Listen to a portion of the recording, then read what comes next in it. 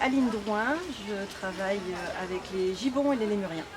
Aujourd'hui, je vais parler de Feng Shui particulièrement parce qu'elle m'étonne très souvent. Elle sait faire plein de choses.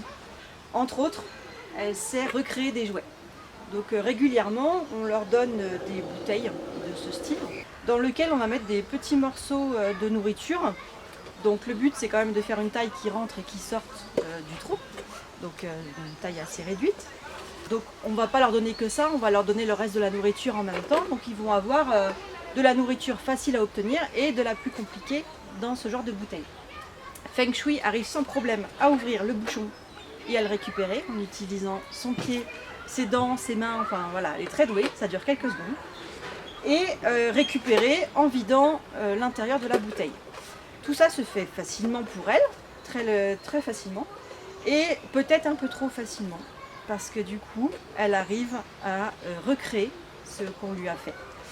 Donc elle va prendre des morceaux qui vont être plus gros, qui seront en dehors, qui seront de sa gamelle courante, et les tailler avec ses dents, les couper de façon à ce que ça rentre. Donc on l'a déjà vu plusieurs fois. Tailler, essayer, ça rentre toujours pas, elle va retailler et elle va de nouveau réessayer jusqu'à ce que ça rentre. Et recréer un nouveau jouet pour pouvoir faire du bruit et recommencer et récupérer ce qu'elle a mis à l'intérieur. Donc voilà.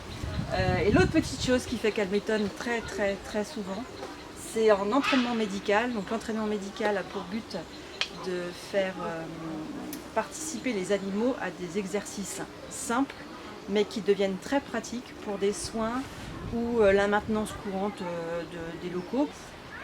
Feng Shui est particulièrement douée à l'entraînement médical.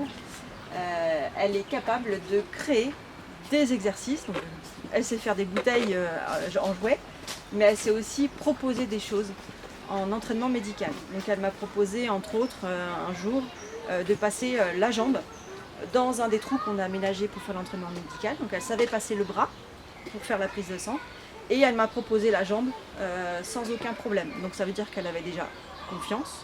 Donc ça c'est plutôt de la fierté quand on voit qu'un animal nous fait autant confiance. Et puis elle a été capable de le reproduire très vite, de valider ce geste et de le reproduire sur demande sans problème. Elle est vraiment très intelligente. Elle a proposé d'autres choses, donner l'oreille, elle a su le faire très vite. Elle colle son oreille le long du grillage et on peut lui mettre un thermomètre dans l'oreille et prendre la température sans problème. Et c'est une des rares qui propose des exercices au lieu de les apprendre. Voilà, petite particularité de Feng Shui qui m'étonnera toujours.